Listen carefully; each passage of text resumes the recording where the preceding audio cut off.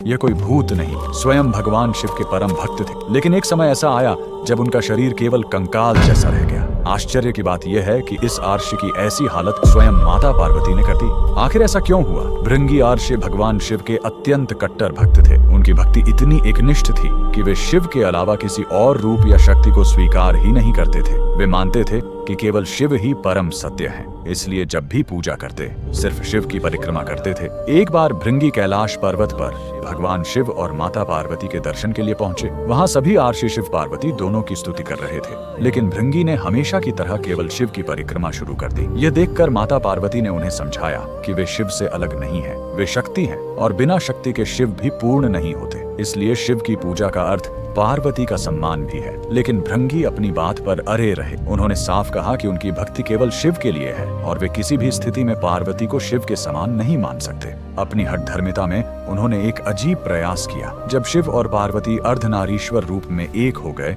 तो भृंगी ने भृंग का रूप धारण किया और दोनों के बीच से निकलकर केवल शिव की परिक्रमा करने की कोशिश की। माता पार्वती ने उन्हें समझाने की बहुत कोशिश की, लेकिन जब भृंगी ने अपनी सोच बदलने से इनकार कर दिया तो पार्वती को क्रोध आ गया। उन्होंने भृंगी को श्राप दे दिया कि उसके शरीर से वह सब छीन जाएगा जो माँ से प्राप्त होता है, मांस और रक्त। तुरंत ही भृंगी का शरीर दुर्बल हो गया और वह केवल हड्डियों का ढांचा बनकर गिर पड़ा। वह इतना कमजोर हो गया कि खराब ही नहीं हो पा रहा था। यह दृश्य देखकर भगवान शिव को करुणा आ गई। उन्होंने भृंगी को तीसरा पैर प्रदान किया ताकि वह सहारा लेकर खड़ा हो सके और अपनी साधना जारी रख पाए। इसी कारण भृंगी आर्ष को 3 पैरों वाला आर्ष भी कहा जाता है। इस घटना से भृंगी आर्ष को समझ आया कि शिव और शक्ति अलग नहीं बल्कि चेतना और ऊर्जा के रूप में एक दूसरे के पूरक हैं। उन्होंने अपनी भूल स्वीकार कर शिव पार्वती दोनों से क्षमा मांगी और संतुलित पूर्ण भक्ति के मार्ग पर चल पड़े। महादेव के सभी परम भक्त कमेंट में हर हर महादेव जरूर लिखना।